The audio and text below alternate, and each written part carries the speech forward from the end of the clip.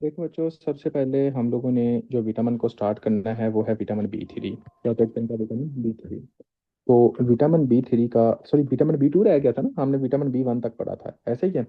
तो सबसे पहले हम जो स्टार्ट करेंगे वो कहाँ से करेंगे, विटामिन B2 से करेंगे।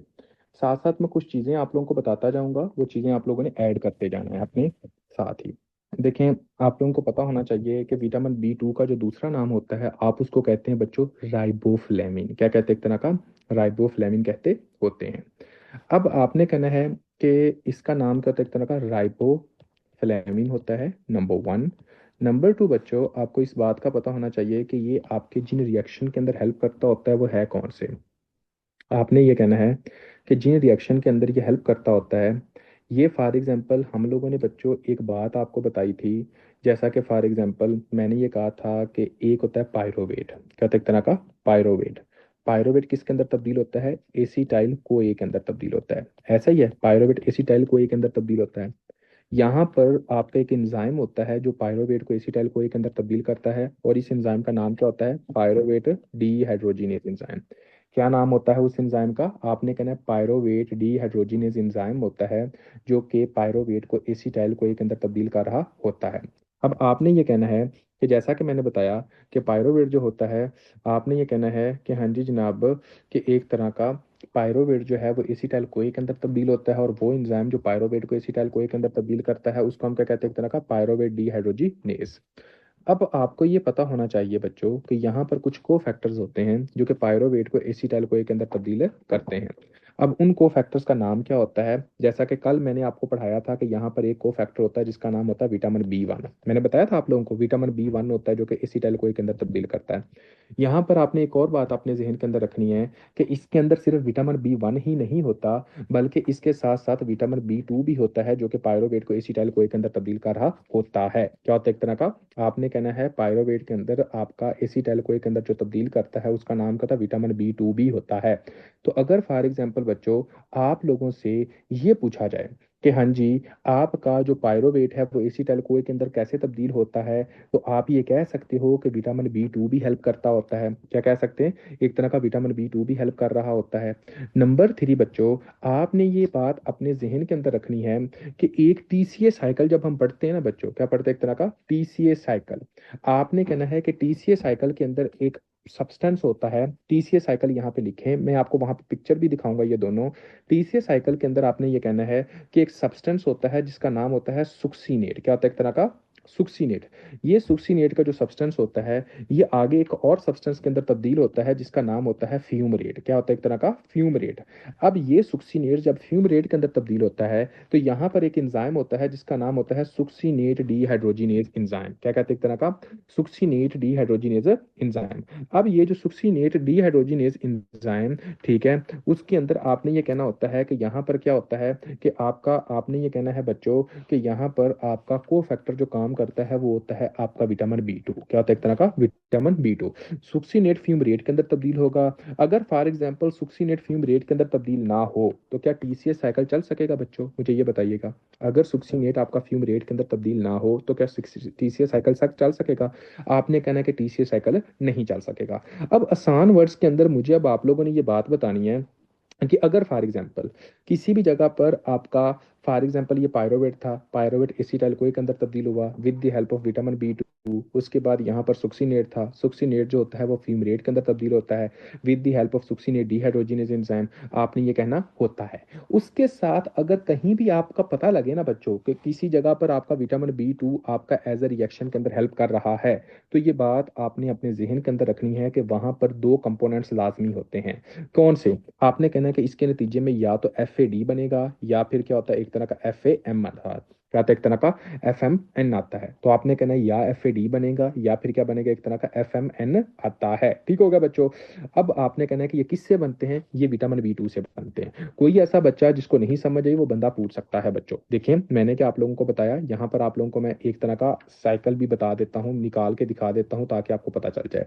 देखें बच्चों, यहाँ पर आपका साइकिल जो है अगर हम यहाँ पर डिस्कस करें तो आपको पता होना चाहिए कि फॉर एग्जांपल आपका टीसीए साइकिल सबसे पहले हम देख लेते हैं बच्चों कि टीसीए साइकिल क्या होता है। यहाँ पर आपको पता चला, बल्कि ये देखें सबसे पहले बच्चों, ये पायरोवेट था, ठीक है, ये पायरोवेट है बच्चों। पायरोवेट किस में तब्दील हुआ? एसिटाइल कोए के अंदर तब्दील हुआ, ऐसे ही है। अब देखें, जब ये पायरोवेट एसिटाइल कोए के अंदर तब्दील होता है तो कौन एज अ कोफैक्टर के तौर पर काम करते हैं? पायरोवेट डीहाइड्रोजिनेज एंजाइम, जो को फैक्टर विटामिन बी 1 और बी 2 लिखा हुआ है बच्चों, तो आप ये कह सकते हैं कि विटामिन बी 2 जो होता है वो पायरोवेट को एसिटाइल कोई के अंदर तब्दील करने में हेल्प करता है। नंबर 1 बात क्लियर होगी बच्चों। दूसरा देखें बच्चों, बच्चों यहाँ पे देखें, यहाँ पे क्या लिखा हुआ है, यहाँ पर आपने देखना है ये सुक्सीनेट है, ये सुक्सीनेट है, और ये किसके अंदर तब्दील हुआ है? फ्यूमरेट के अंदर तब्दील हो रहा है। तो यहाँ पे जो एंजाइम होता है उस एंजाइम का नाम क्या है? सुक्सीनेट डीहाइड्रोजिनेज एंजाइम। तो आपको पता चला कि जो सुक्सीनेट डीहाइड्रोजिनेज एंजाइम को चलाता है वो कौन सा है? Vitamin B 2। तो मैंने कहा था कि वहां पे क्या पैदा होता है, या एफ पैदा होगा या एफ पैदा होगा। कोई ऐसा बच्चा जिसको नहीं समझ आई वो समझ ले, ये देखिए एफ लिखा हुआ है, वो या आपका क्या होगा? एक तरह का एफ होगा। तीसरे नंबर पे आपने कहना होता है कि यहाँ पे देखें कि ये क्या होता है, आपका इलेक्ट्रॉन ट्रांसपोर्ट चेन के अंदर भी हेल्प करता है। इलेक्ट्रॉन ट्रांसपोर्ट चेन के अंदर ये कैसे हेल्प करता है कि ये कम्प्लेक्स 2 के अंदर हेल्प करता होता है। कहाँ पे? कम्प्लेक्स 2 के अंदर हेल्प करता है। यहाँ पे देखें, ये बच्चों कम्प्लेक्स 2 लिखा हुआ है, क्या लिखा है? एक तरह का कम्प्लेक्स 2। देखो मैं आप लोगों को साथ साथ मेटाबॉलिक रिएक्शंस भी करवा रहा हूँ कि उसके आपको इजीली समझ आ जाए, ना कि मैं रट्टा लगवाऊं कि हाँ जी जनाब यहाँ पे ये होता है, ये होता है। अब आपको याद रखना इजीली हो जाएगा। आपसे अगर पूछा जाए कि आपका विटामिन बी 2 जो है वो कहाँ पे हेल्प करता है, तो बच्चों आप क्या कहोगे? आपने कहना है कि देखें जी, विटामिन बी 2 का नाम होता है राइबोफ्लेविन।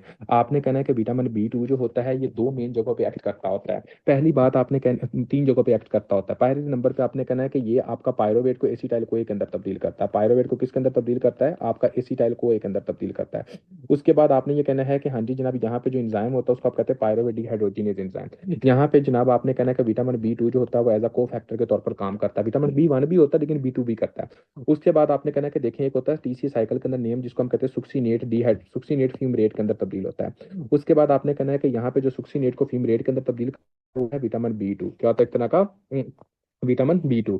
अब सुक्सीनेट को यानी कि आपके एक तरह का फ्यूमरेट के अंदर जो तब्दील करता होता है उसका नाम क्या होता है? एक तरह का विटामिन बी 2 होता है। और यहाँ पे आपने कहना है कि हाँ जी जनाब, कि यहाँ पे क्या होता है? FADH होता है या FAD होता है या FAD होता है। ठीक हो गया बच्चों। अब देखें, दूसरा आपने कहना ये FMN पैदा होता है। तो जहाँ पे है भी अगर FAD पैदा हो रहा हो या आपका एक तरह का आपका FNN हो रहा हो, ठीक है, आपने कहना है कि इसके अंदर आपने कहना है कि इसके अंदर क्या होता है कि आपका विटामिन बी 2 हेल्प कर रहा होता है। कोई ऐसा बच्चा जिसको नहीं समझ आई वो फिर भी पूछ सकता है, यहाँ तक कोई ऐसा बच्चा जो जिसको नहीं समझ आई वो बंदा पूछ सकता है। तो देखें बच्चों, विटामिन बी 2 आपने कहना है कि इसकी वजह से आपकी क्या क्या वजूहात आप देखते होते हो। इसके ये कोई इतना बहुत ज्यादा कोई इंपॉर्टेंट चीज नहीं है विटामिन बी 2। इसके अंदर आपने दो चीजें इंपॉर्टेंट याद रखनी है, ये तो एक तो मैंने ये बता दी। दूसरी जो बातें आपने याद रखनी है विटामिन बी 2 के हवाले से, वो आपने क्या कहना होता है कि इसकी कमी की वजह से आपको दो चीजें देखने को मिलती होती हैं। देखें बच्चों, अगर फॉर एग्जांपल ये आपके लिप्स है ना, तो लिप्स के साथ यहाँ पे इन्फ्लामेशन हो जाती है। जब लिप्स के साथ यहाँ पे इन्फ्लामेशन हो जाती है इसको हम कहते हैं चिलियोसिस। क्या कहते हैं? एक तरह का चिलियोसिस कहते होते हैं। नंबर 2, आपने कहना होता है कि ये आपका कोर्निया जो होती है वहां पे जनाब आपकी वस्कुलराइजेशन करवाता है। क्या करवाता है? एक तरह का वस्कुलराइजेशन करवाता है इसकी डेफिशिएंसी की वजह से। तो आपने कहना है कि इसकी डेफिशिएंसी की वजह से क्या होगा, आपकी एक तरह की डेफिशिएंसी की वजह से आपका कॉर्नियल वस्कुलराइजेशन होगी। और दूसरे नंबर पे क्या होता है? एक तरह का चिलियोसिस होता है। अगर कभी भी एग्जाम के अंदर कोई क्वेश्चन एग्जामिनर ये पूछे कि हाँ जी जनाब, which of following vitamin basically cause the cheilosis and corneal vascularization deficiency, तो आपने क्या कहना है? आपने कहना है भाईजान ये विटामिन बी 2 होता है। ठीक हो गया जी। सबसे पहले हमने क्या कहा कि विटामिन बी 2 क्या होता है? राइबोफ्लेविन इसका नाम है। ये FAD FMN के तौर पर रिएक्शन के तौर पर काम करता है। ये सुक्सीनोट को फ्यूमरेट के अंदर तब्दील करता है। ये पायरोवेट को एसिटाइल कोए के अंदर तब्दील करता है। ये TCA साइकिल को चलाता है। ये आपको पता होना चाहिए। कोई ऐसा बच्चा जिसको नहीं समझे वो बंदा पूछ सकता है। यहाँ पे क्या लिखा हुआ है? राइबोफ्लेविन इसका नाम है। FAD FMN पैदा करता है, use as a cofactor redox reaction. Succinate dehydrogenase reaction TCA cycle के अंदर हेल्प करता होता है। FAD FMN पैदा होता है, चिलियोसिस करवाता है, उसके बाद कॉर्नियल वस्कुलराइजेशन करवाता है। ठीक होगा बच्चों। अब हम आते हैं नेक्स्ट। नेक्स्ट आपको पता होना चाहिए कि विटामिन बी 3 क्या होता है। विटामिन बी 3 क्या होता है बच्चों? अब देखें, 1 मिनट रुकिएगा यार, जस्ट 1 मिनट, 1 मिनट बस।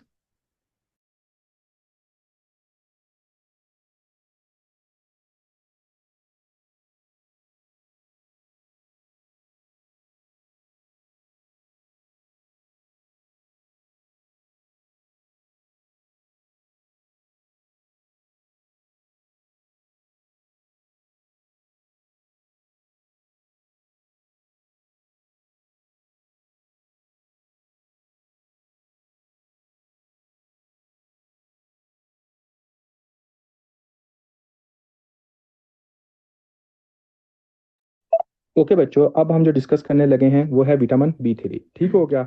आपने ये कहना होता है कि एक तरह का विटामिन बी थ्री क्या होता है। विटामिन बी थ्री इसका नाम होता है बच्चों, आपने कहना होता है कि नियासिन या निकोटीनिक एसिड। अब हमको ये पता होना चाहिए बच्चों कि निकोटीनिक एसिड या आपका विटामिन बी थ्री ये क्या पैदा करता होता है। जैसा कि मैंने वो सारी बातें बता दी आप लोगों को।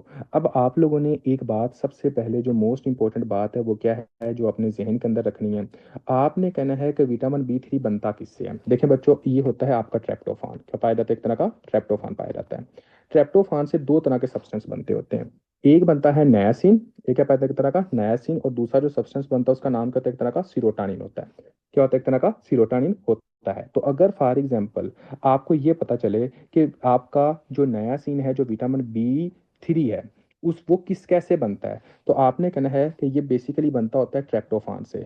यहाँ पर आपने एक और बात अपने जहन के अंदर रखनी होती है बच्चों कि ये जो ट्रेप्टोफान आपने कहना है कि हाँ जी जनाब, जैसा कि फॉर एग्जांपल नायासिन और सेरोटोनिन बनाते हैं, यहाँ पर आपके कुछ विटामिन होते हैं जो कि एज अ को फैक्टर के तौर पर काम करते हैं। आपने कहना है आपका ये कौन सा होते हैं जो कि जनाब आपका एक तरह का मतलब कि एक तरह का काम करते हैं। आपने कहना है बच्चों यहाँ पर दो विटामिन जो होते हैं जो कि काम करते होते हैं, एक होता है विटामिन बी टू, एक कौन सा था विटामिन बी टू, और दूसरा कौन सा था vitamin B six. Vitamin B two और vitamin B six as a cofactor के तौर पर काम करते हैं, जो कि ट्रेप्टोफान से क्या बनाते हैं? नायासिन बनाते हैं, और क्या बनाते हैं? सीरोटोनिन बनाते होते हैं। तो अगर कोई भी बंदा आपसे ये पूछे कि नियासिन की फॉर्मेशन कैसे होती है, तो आपने इसका आंसर क्या देना है? शाबाश। नियासिन कैसे बनता है, तो आपने इसका आंसर ये देना होता है कि ट्रेप्टोफान बेसिकली नियासिन बनाता है। उसके बाद आपने कहना है कि कौन से vitamin as a cofactor के तौर पर काम करते हैं। आपने कहना है विटामिन बी टू और बी सिक्स।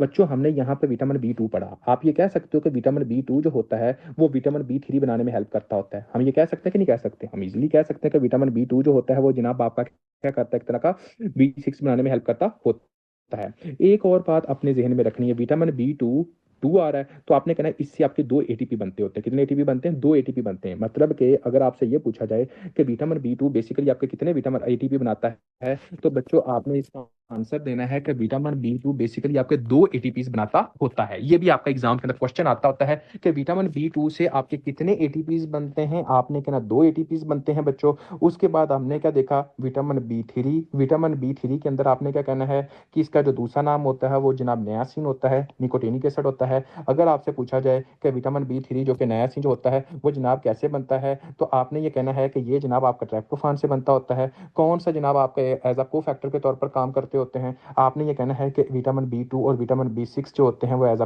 को फैक्टर के तौर पर काम करते होते हैं, जो कि आपके ट्रेप्टोफान से नियासिन बनाते होते हैं। एक और बात आप लोगों ने अपने जहन के अंदर रखनी है। ठीक हो गया। आपने ये कहना है कि आपका जो विटामिन बी थ्री होता है ये आपकी बॉडी के अंदर अच्छे लिपर्स को ज्यादा करता है और गंदे लिपर्स को कम करता होता है। मुझे अब आप लोगों ने कि एक तरह का ये बताना है कि अच्छे लिपर्स कौन से होते हैं। एचडीएल। ठीक हो गया। उसके बाद आपने क्या कहना है कि एक तरह का जो गंदे लिपर्स होते हैं वो कौन से होते हैं। ठीक हो गया। तो आपने कहना है कि हाँ जी जनाब, जो गंदे लिपर्स होते हैं वो कौन से होते हैं? वो जनाब आपके होते हैं कि एक तरह के, आपने कहना है एलडीएल। क्या होता है? एक तरह का एलडीएल। अब आप खुद सोचें, अच्छे लिपर्स आपके एचडीएल हैं, गंदे लिपर्स आपके एलडीएल हैं, तो बच्चों आप ये कह सकते हैं कि ये दिल की बीमारियों के अंदर हम इस्तेमाल कर सकते हैं। ये दिल की बीमारियों के अंदर इस्तेमाल कर सकते हैं। कोई ऐसा बंदा जिसके अंदर लिपर्स का लेवल ज्यादा हो, उस डिजीज को हम कहते होते हैं बच्चों डिसलिपिडीमिया। क्या कहते हैं? एक तरह का डिसलिपिडीमिया। हम इसको आगे जाकर डिसलिपिडीमिया को हम डिस्कस करते होते हैं मेटाबॉलिक रिएक्शन में लिपर्स के अंदर। ये आपका बहुत बड़ा डिटेल के अंदर हम डिस्कस करेंगे। तो आपने कहना है कि हाँ जी जनाब, ये डिसलिपिडीमिया के अंदर हम एक तरह का विटामिन बी थ्री नायासिन को इस्तेमाल कर सकते हैं। अब देखो कि फॉर एग्जाम्पल अगर आपके पास कोई भी एक बंदा आता है, उसके अंदर अगर विटामिन बी थ्री की डेफिशिएंसी है, तो क्या वजह हो सकती है? अब मैं इसको बिल्कुल एक सिंपल वर्ड्स के अंदर बताना चाहता हूं बच्चों। देखें, मुझे ये बताएं कि विटामिन बी थ्री बनता किससे था? शाबाश। विटामिन बी थ्री किससे बनता था?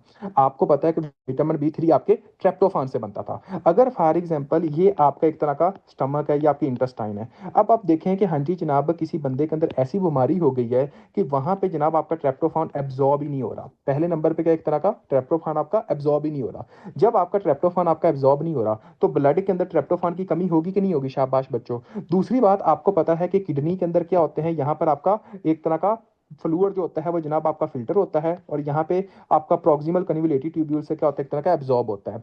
अब यहाँ पे प्रॉब्लम पता क्या होता है, अगर फॉर एग्जांपल किसी बंदे के अंदर हम ये देखें कि जो ट्रेप्टोफान है वो जनाब आपका एक तरह का ना तो इंटेस्टाइन से एब्जॉर्ब हो रहा है, ना ही किडनी के प्रॉक्सिमल कन्विलेटिव ट्यूब्यूल से एब्जॉर्ब हो रहा है, तो बच्चों मुझे अब आपने ये बताना है कि ट्रेप्टोफान कहाँ जाएगा। बच्चों ट्रेप्टोफान जाएगा कि हाँ जी जनाब कि एक तरह का, आपने ये कहना होता है कि हाँ जी जनाब कि कहाँ जाएगा, आपने कहना है कि ये जनाब आपका जाएगा स्टूल के अंदर, और उसके बाद कहाँ जाएगा, यूरिन के अंदर जाएगा। अगर आपका ट्रेप्टोफान यूरिन के अंदर जा रहा है और स्टूल के अंदर जा रहा है, अगला मेरा ये क्वेश्चन है कि आपकी बॉडी के अंदर ट्रेप्टोफान की कमी होगी कि नहीं होगी। जब आपकी बॉडी के अंदर ट्रेप्टोफान की कमी होगी, ठीक है, तो अब मुझे आप लोगों ने ये बताना है कि हाँ जी जनाब इसकी वजह से आपके विटामिन बी थ्री की डेफिशिएंसी हो सकती है कि नहीं हो सकती। शाबाश, ये बताइएगा बच्चों, आपके विटामिन बी थ्री की डेफिशिएंसी हो सकती है कि नहीं हो सकती। तो अकबर आपसे ये पूछा जाए कि हाँ जी जनाब आपके पास कोई बंदा ऐसा आता है जिसके अंदर विटामिन बी थ्री की डेफिशिएंसी है, तो आपने कहना है कि हो सकता है कि उसकी एक तरह की या तो प्रॉक्सिमल कन्विलेटिव ट्यूब्यूल से एब्जॉर्प्शन नहीं हो रही, रीअब्जॉर्प्शन नहीं हो रही, या फिर आपकी स्मॉल इंटेस्टाइन से एब्जॉर्प्शन नहीं हो रही।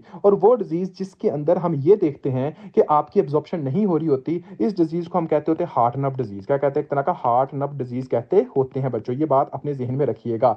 हार्ट नर्व डिजीज आपने कहना है। और दूसरी बात आपने कहना है कि ट्रेप्टोफान वो अमाइनो एसिड होते हैं जिनको हम कहते हैं न्यूट्रल अमाइनो एसिड्स। क्या कहते हैं, एक तरह का न्यूट्रल अमाइनो एसिड्स। अगर कभी भी आपसे एग्जाम के अंदर क्वेश्चन पूछा जाए कि नियासिन की डेफिशिएंसी के अंदर कौन से अमाइनो एसिड्स की डेफिशिएंसी हो जाती है, विटा सॉरी आपके नियासिन की डेफिशिएंसी के अंदर कौन से आपके अमाइनो एसिड्स की डेफिशिएंसी हो जाती है, तो आपने क्या कहना है, आपने कहना न्यूट्रल अमाइनो एसिड की डेफिशिएंसी हो जाती है बच्चों। ठीक हो गया। अब देखें, अगर किसी भी बंदे के अंदर ट्रेप्टोफान की डेफिशिएंसी होगी, नियासिन की डेफिशिएंसी होगी, तो नियासिन की डेफिशिएंसी की वजह से आपकी डिजीज होने देखने को मिलती होती है, जिसको आप कहते हैं प्लेगरा। प्लेगरा को हम थोड़ी देर बाद और डिटेल के अंदर डिस्कस करेंगे कि ये होता क्या है। तो पहले नंबर पे अगर किसी भी बंदे के अंदर विटामिन बी थ्री या नियासिन की डेफिशिएंसी है, तो एक तो मैंने वजह बता दी भाई, इस वजह से हो सकता है। ठीक है, इस डिजीज को आप क्या कहते हैं, एक तरह का हार्ट नर्व डिजीज कहते होते हैं। हार्ट नर्व डिजीज के अंदर होता क्या है कि जो न्यूट्रल अमाइनो एसिड्स होते हैं वो जनाब आपके न्यूट्रल अमाइनो एसिड्स जो होते हैं वो जनाब आपके एक तरह के एब्जॉर्ब नहीं कर पाते। ठीक हो गया बच्चों, नंबर वन। नंबर टू, अब मुझे आपने ये बताना है कि देखें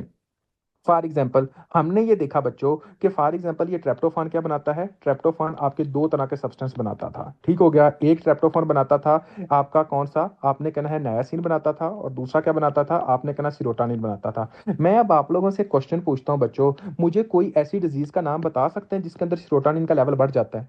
शाबाश, कोई मुझे ऐसा डिजीज बता सकते हैं। आपने कहना है एक डिजीज होती है जिसको हम कहते होते हैं कार्सिनाइड सिंड्रोम। क्या कहते हैं, एक तरह का कार्सिनाइड सिंड्रोम। कार्सिनाइड सिंड्रोम के अंदर होता क्या है कि आपके ट्रेप्टोफान जो होते हैं वो सिरोटानिन के अंदर मैक्सिमम अमाउंट के अंदर तब्दील होना शुरू हो जाते हैं। जब आपका सारे का सारा ट्रेप्टोफान सिर्फ और सिर्फ सिरोटानिन के अंदर तब्दील होगा, तो क्या ट्रेप्टोफान से नायासिन बनेगा, बच्चों नहीं बनेगा। अब देखें वो डिजीज जिसके अंदर ट्रेप्टोफान से नायासिन नहीं बनता, सिर्फ और सिर्फ सिरोटानिन के अंदर तब्दील होता है, इस सिंड्रोम को आप कहते होते हैं कार्सिनाइड सिंड्रोम। तो अब देखें, अगर कोई एग्जामिनर ये कहे कि और कौन सा आपकी डेफिशिएंसी करवा सकता है विटामिन बी थ्री की, एक आपने कहना हार्ट नर्व डिजीज, दूसरा आपने कहना कार्सिनाइड सिंड्रोम।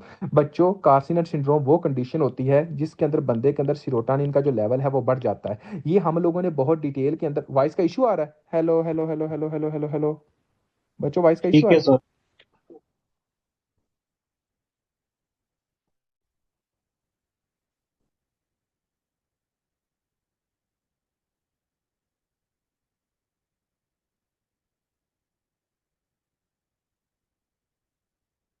ओके, अब देखें बच्चों, तो आपने क्या कहा कि फॉर एग्जांपल कि एक तरह का कार्सिनेट सिंड्रोम होता है। कार्सिनेट सिंड्रोम हम ऑलरेडी जीआईटी के अंदर बच्चों डिस्कस कर सके हैं। अब देखें कार्सिनेट सिंड्रोम के अंदर बच्चों होता पता क्या है, कार्सिनेट सिंड्रोम के अंदर दो तीन चीजें, अभी मैं सिर्फ सिम्टम्स बताऊंगा। अब मैं फुल डिटेल के अंदर तो उससे जाने से रहा क्योंकि मैं ऑलरेडी ये पढ़ा चुका हूँ, और दूसरा ये टॉपिक्स के अंदर थोड़ा सा रिलेट है, तो बस मैं इतना बता दूंगा कि देखें कार्सिनेट सिंड्रोम के अंदर आपने ये बंदों अपने जहन के अंदर बात रखनी है कि अगर कभी भी एग्जामिनर ये मेंशन करे कि एक बंदे के अंदर क्या वाटरी डायरिया है, कि एक तरह का वाटरी डायरिया है, उसके बाद वो ये कहे कि फेशियल फ्लशिंग है, कि एक तरह का फेशियल फ्लशिंग है, उसके बाद वो ये कहे कि इसके अंदर वीजिंग है, शॉर्टनेस ऑफ ब्रेथ है, और आपकी ट्राइकस्पिड वाल्व की इन्वॉल्वमेंट है। कौन से वाल्व की इन्वॉल्वमेंट है, ट्राइकस्पिड वाल्व की इन्वॉल्वमेंट है। तो इसके अंदर आपका क्या होता है, आपने कहना इस कंडीशन को हम कहते होते हैं कार्सिनॉइड सिंड्रोम। क्या कहते हैं, एक तरह का कार्सिनॉइड सिंड्रोम कहते होते हैं। और अगर वो ये कहे, ये सारे मेंशन करे, वो ये कहे क्या 25-year-old male present to you with complain of the watery diarrhoea, facial flushing, wheezing and upon echocardiography tricuspid regurgitation is noticed, which of following vitamin deficiency can be seen in this patient? तो आपने क्या कहना, कौन से vitamin की deficiency देख सकते हैं?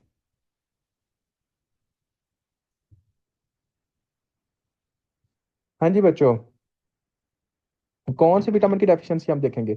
तो आपने कहना विटामिन बी 3। देखिए इस तरह एग्जामिनर क्वेश्चन पूछता है, ठीक है, तो ये आपको पता होना चाहिए। अब देखें आगे, आगे अगर फॉर एग्जांपल विटामिन बी 3 की डेफिशिएंसी तो क्या होगा, प्लेग्रा होगी। आपको क्या पता है, एक तरह का प्लेग्रा होगी। तो ये जनाब आपकी प्लेग्रा होगी। अब देखें हम प्लेग्रा को डिटेल में डिस्कस करते हैं, लेकिन इसकी तरफ हम आते हैं।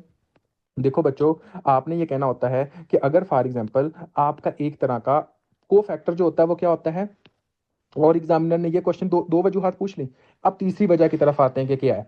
तीसरी वजह आपने ये देखनी होती है, आपने बताना कि जब ये ट्रेप्टोफान होता है, और ट्रेप्टोफान से बनता है जनाब आपका नियासिन, और इसके बाद बनता है आपका सिरोटानिन। क्या बनता है, एक तरह का सिरोटानिन बनता है। तो यहाँ पर जो एज अ को फैक्टर के तौर पर काम करते हैं वो क्या काम करते हैं, विटामिन बी 2 और विटामिन बी 6 करते हैं। बच्चों आपका एक ऐसी ड्रग होती है, बहुत ज्यादा एग्जामिनर इस तरह भी क्वेश्चन पूछता होता है कि फॉर एग्जांपल एक बंदे को क्या है, ट्यूबरक्लोसिस है, डायग्नोज क्या एक तरह का ट्यूबरक्लोसिस है। वो ये कहते हैं कि एक पेशेंट आपके पास आता है जिसको ट्यूबरक्लोसिस है, और इस पेशेंट को हम एंटी ट्यूबरक्लोसिस थेरापी इस्तेमाल करवाते हैं, और उसके अंदर हम क्या दे रहे हैं, आइसोनायाजाइड दे रहे हैं। अब इसके अंदर हमने क्या दी, आइसोनायाजाइड दी। बच्चों अगर किसी भी बंदे के अंदर हम आइसोनायाजाइड लंबे अरसे तक दें तो वो विटामिन बी 6 को ब्लॉक कर देती है। अगर for example vitamin B 6 block हो जाएगा तो क्या ट्रेप्टोफान आपका नायासिन के अंदर तब्दील होगा? शाबाश, ये बताइएगा कि क्या आपका ट्रेप्टोफान नायासिन के अंदर तब्दील होगा? आपने कहना है कि ट्रेप्टोफान नायासिन के अंदर तब्दील नहीं होगा। जब आपका ट्रेप्टोफान नायासिन के अंदर तब्दील नहीं होगा तो फिर आप क्या देखोगे, आपने ये कहना है कि इसकी वजह से फिर एक तरह का आपका एक तरह का प्लेगरा की डिजीज देखते होते हैं। अब एग्जामिनर कैसे क्वेश्चन पूछता है बच्चों, एग्जामिनर इस तरह क्वेश्चन पूछ सकता है कि जस्ट इमेजिन करें कि फॉर एग्जांपल वो ये कहे कि a 35-year-old male present to you with complain of the low grade fever, night sweat, उसके बाद हिमोप्टेसिस, हिमोप्टेसिस, weight loss, weight loss and weight loss anorexia, and this patient was diagnosed with tuberculosis, and this patient is on the anti-tuberculosis therapy from the last 3 months, from the last 3 months. Which of following vitamin deficiency यार which of following disease we can see in this patient? तो आपने क्या कहना है, अगर vitamin की बात आएगी तो आपने क्या कहना है, विटामिन बी 3। अगर डिजीज की बात आएगी तो आपने क्या कहना है, प्लेगरा। बच्चों इस तरह क्वेश्चन आता होता है, ठीक हो गया। आपने कहना है कि हाँ जी ना विटामिन बी 3 की डेफिशिएंसी और विटामिन बी 6 की भी हो सकती है, बिल्कुल। आपने कहना कि प्लेगरा की डिजीज देखते होते हैं। तो ये होता है कि रट्टे और दूसरी चीजों में फर्क है। अब हम क्या कह रहे हैं, हम आपकी कंसेप्ट बिल्ड कर रहे हैं, हम आपको क्वेश्चन कैसे बताना है वो भी बता रहे हैं, ठीक है, कि एक तरह का ये सारे की सारी चीजें आपको बता रहे हैं, ठीक हो गया बच्चों। कोई ऐसा बच्चा जिसका यहाँ तक किसी तरह का क्वेश्चन है वो बंदा पूछ सकता है। अब देखें विटामिन बी 3 है बच्चों, कहीं पे भी अगर विटामिन बी 3 आएगा, एक बात अपने जहन के अंदर रख लें, ये बात अभी नोट कर लें बच्चों। अगर कभी भी इंजाइम के अंदर डीहाइड्रोजिनेज इंजाइम आएगा ना, कभी भी डीहाइड्रोजिनेज इंजाइम आएगा, तो ये बात अपने जहन में रखें कि उसके अंदर आपके दो तरह के विटामिन हो सकते हैं, या तो विटामिन बी 2 वहां पे हो सकता है, या विटामिन बी 3 हो सकता है। लेकिन ज्यादातर आपका विटामिन बी 3 होता है, विटामिन बी 2 कम होता है, ठीक है। अब देखें मैंने कहा कि अगर किसी भी एंजाइम के लास्ट के ऊपर डीहाइड्रोजिनेज एंजाइम होता है, ठीक हो गया, तो आपने क्या कहना है कि हाँ जी जनाब क्या होगा उसके अंदर, आपने कहना है कि हाँ जी इसके अंदर आपने कहना है कि विटामिन बी 2 हो सकता है या विटामिन बी 3 हो सकता है। अब देखें कि फॉर एग्जाम्पल कि अगर आपको ये देखा जाता है कि ये विटामिन बी 3 है, तो विटामिन बी 3 के एंड के ऊपर बच्चों पता क्या आता है, एनएडी, और आपने कहना होता है कि आपका एनएडी आएगा। कहीं भी विटामिन बी 3 आएगा तो उसके अंदर क्या होता है, एनएडी होता है। कहीं भी विटामिन बी 2 आता है तो उसके से क्या बनता है, एफएडी आता है, एफएडी आता है, या फिर क्या होता है एक तरह का एफएमएन आता है, ठीक हो गया बच्चों। अब देखें यहाँ पर कितने एटीपी बनते हैं, 2 एटीपी बनते हैं। तो आपने कहना है कि हाँ जी ना विटामिन बी 3 कितने एटीपी बनाता है, आपने कहना 3 एटीपी बनाता है, क्योंकि ये एग्जाम के अंदर पूछा जाता है कि विटामिन बी 3 कितने एटीपी बनाता है, ठीक हो गया।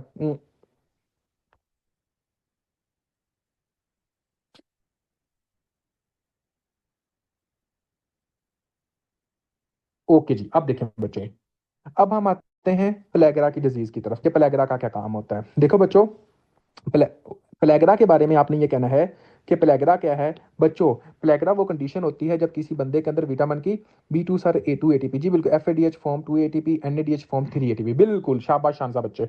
अब आपने कहना है कि प्लेगरा के अंदर क्या होता है बच्चों, आपने कहना है कि प्लेगरा वो डिजीज है जो विटामिन B3 की डेफिशिएंसी की वजह से देखी जाती है, जो नायासिन की डेफिशिएंसी की वजह से देखी जाती है। इसके अंदर हम क्या देखते हैं, 4D देख सकते हैं। पहले नंबर पे आपने कहना है इसकी वजह से डायमेंशिया देखने को मिलता होता है, दूसरे नंबर पे आपने कहना है इसकी वजह से डायरिया देखने को मिलता होता है, तीसरे नंबर पे आपने कहना है इसमें डर्माटाइटिस देखने को मिलता होता है, चौथे नंबर पे अगर आप इसको ठीक नहीं करते हो तो क्या होती है, डेथ हो जाती है, ये आपने कहना है। और दूसरी बात पे आपने कहना डर्माटाइटिस आप कहाँ पे देखते हो, आपने कहना है वो एरिया जो सन एक्सपोज्ड एरिया होता है बच्चों। अगर फॉर एग्जांपल कोई लड़कियां भी हैं या लड़के हैं तो आपको पता है कि जो आपका गर्दन वाला एरिया होता है वो तो सन एक्सपोज होता है, उसको तो हम प्रॉपरली कवर नहीं ना करते। तो जब यहाँ पे आप एक तरह का सन एक्सपोज एरिया जो होता है ये आप कवर नहीं करते, तो यहाँ पर हम क्या देखते हैं, आपने कहना आप हाइपर पिगमेंटेशन देखते हो। यहाँ पर क्या देखोगे, एक तरह का हाइपर पिगमेंटेशन देखोगे। और इस कंडीशन को हम क्या कहते होते हैं, आपने कहना इसको हम कहते हैं कैजुअल नेकलेस, क्या कहते हैं, एक तरह का कैजुअल नेकलेस कहते होते हैं, नंबर वन। नंबर टू आपने क्या कहना होता है, जैसा कि आपके हाथ हो गए, आपके बाजू हो गए,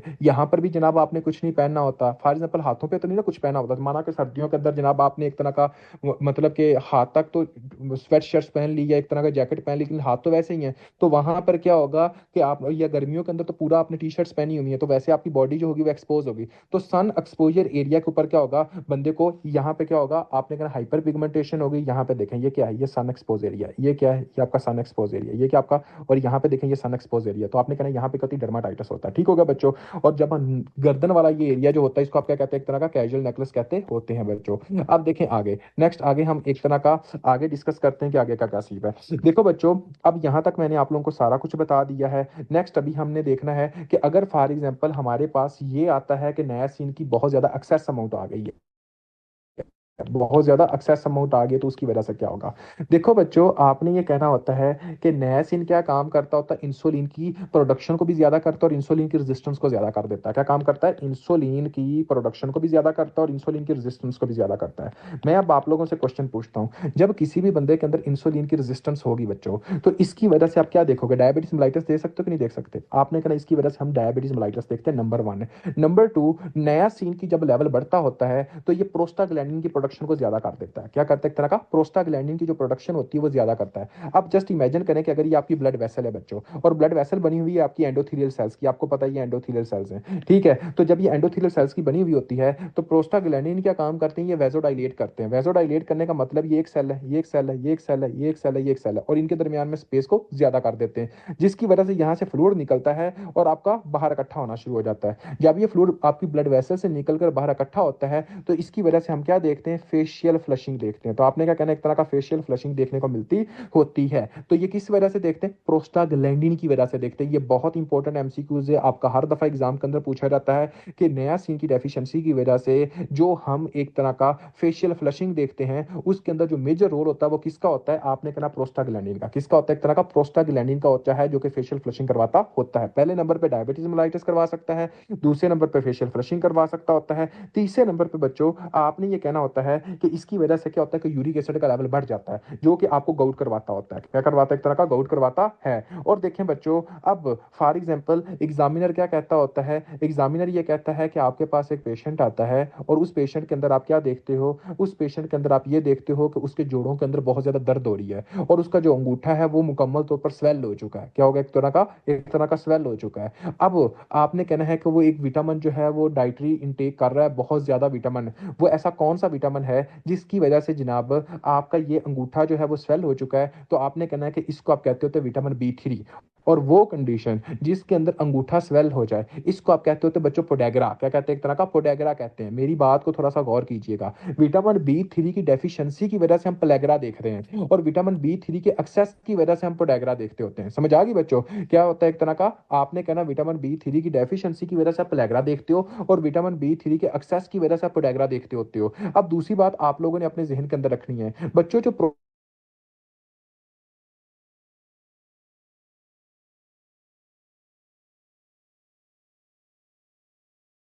प्रोस्टाग्लैंडिन होता है वो क्या काम करता होता है, किसी भी बंदे के अंदर हम फेशियल फ्लशिंग को रोकना चाहें तो लिए हम कौन सी मेडिसिन देते हैं बच्चों। अगर फॉर एग्जांपल हम कोई ऐसी मेडिसिन इस्तेमाल करें जो कि प्रोस्टाग्लैंडिन को ब्लॉक कर दे, तो इस पेशेंट के अंदर फेशियल फ्लशिंग रोक सकते हो कि नहीं रोक सकते? ऑटोमेटिकली रोक सकते हैं, क्योंकि प्रोस्टाग्लैंडिन वो होता है जो कि वेसल्स को डायलेट करता है, ब्लड वेसल्स से फ्लूइड को बाहर निकालता है, फेशियल फ्लशिंग करवाता है। तो अगर आप कोई ऐसी मेडिसिन दें जो कि प्रोस्टाग्लैंडिन को ब्लॉक कर दे, तो आपकी फेशियल फ्लशिंग खुद ब खुद रुक जाएगी। और उस मेडिसिन का नाम क्या होता है? एस्प्रिन। ये बहुत इंपॉर्टेंट एमसीक्यूज है जो कि एग्जाम के अंदर पूछा जाता है। वो कौन सी होती है? एक तरह की एनसेड आपने नहीं कहना, आपने एस्प्रिन की तरफ जाना, क्योंकि एस्प्रिन का एग्जामिनर मोस्टली एग्जामिनर क्वेश्चन पूछता होता है। ठीक हो गया बच्चों? तो यहाँ तक जो सारी बातें हैं जो मैंने एक्सप्लेन की हैं, अभी मैं सारी की सारी रिपीट करने लगा हूँ। उसके बाद जो है वो फिर हम बुक से पढ़ते हैं। बच्चों मैंने आपको क्या बताया था कि हाँ जी जनाब ये क्या बनाते होते हैं? Vitamin B 3। आपने ये कहना है कि ये एक तरह का NAD प्लस और NADH बनाते होते हैं, ये आपने कहना है। ठीक है बच्चों?